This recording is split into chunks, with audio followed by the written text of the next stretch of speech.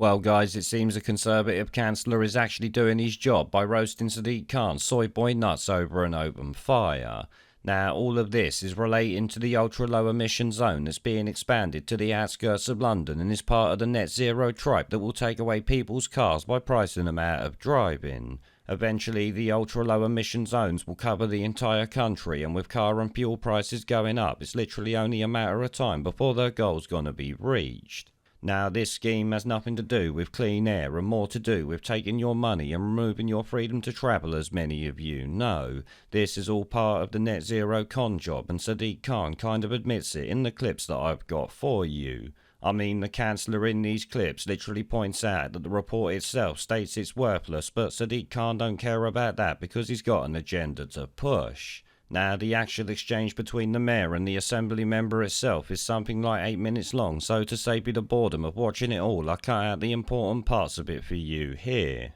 For the proposal to expand ULEZ to the whole of London, who's the decision maker to do that or not do that? Me.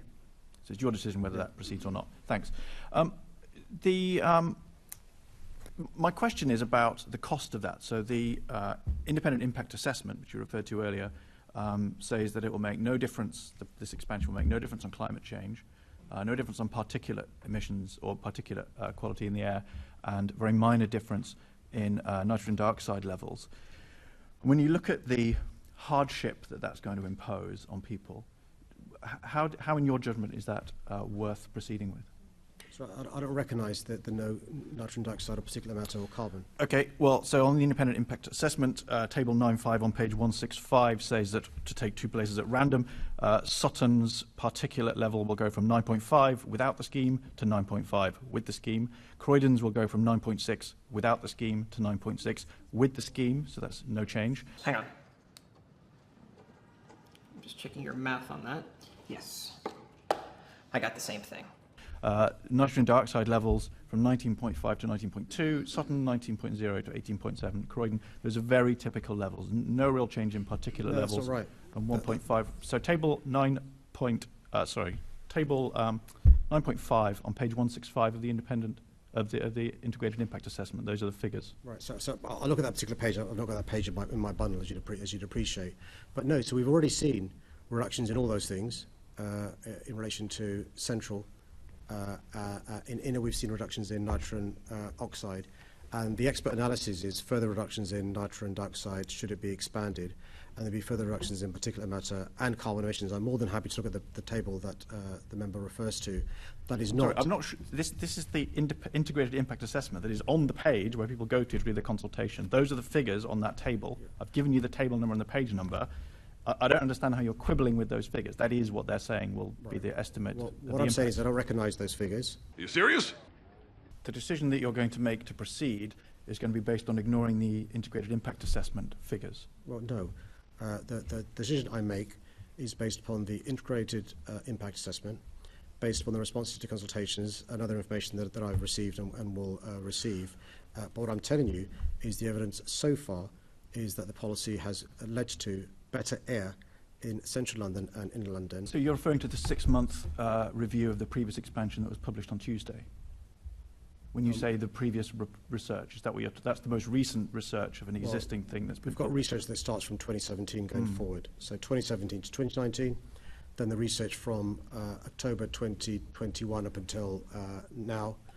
And there's a various work also done that's set out in various of the pieces of work that have already been published. But the document that came out on Tuesday said that for all the reasons that are entirely obvious to everyone, e.g. a pandemic, the fuel price shortage last year, the price spike in fuel currently, there's no way to establish whether the reductions in traffic, which are what's caused the changes in air quality, are due to ULEZ or not. No, what the report says, and it's peer-reviewed, is unarguable that there's been a reduction in nitrogen dioxide. Yes, but the question is why that's because of the reduction in traffic levels. What it says is there's no way to attribute that reduction in traffic levels to the ULEZ. But because there's on page 12. Because there's a return to pre-pandemic levels of traffic. I'm sorry, Nick. What were you lying? A return to pre-pandemic levels of traffic, but not a return to It also says there hasn't been a return to pre-pandemic traffic. The report also says there hasn't been a return to pre-pandemic traffic. As I say, the report that you're talking about that came out on Tuesday specifically says on page 12, so it's limitations of this analysis. It says there's no way to tell how much of the reduction is due to the pandemic, how much was due to the price spike, and how much was due to fuel price surge, and so we need to keep monitoring. So it flatly contradicts what you're saying. So it doesn't give me confidence that you're going to rely on other documents if they don't say what you want them to say.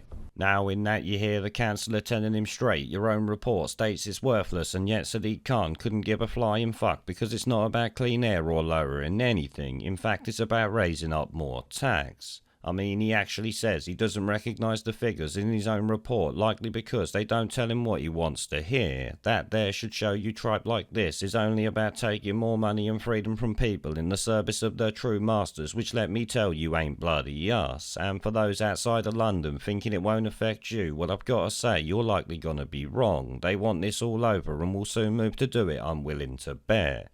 Now, much of Sadiq Khan's answers were literally just the same as what I showed you, but towards the end of that, the same councillor called out the Labour chair for what looks to be a bit of bias in favour of Sadiq Khan, so you know what, I'll leave you with that. Almost half Londoners don't own a car, and it's the poorest Londoners who don't own a car who suffer the worst consequences of air quality, including in Croydon and Sutton. In fact, we had an exchange, Senator Fortune and I, a couple of MQTs ago, where I think we agreed I fact-checked it, you were wrong. Senator Garrett, can we let the Mayor answer the question, please? This is not a two-way conversation, by the way. It is a two-way conversation, and he's not answering the question.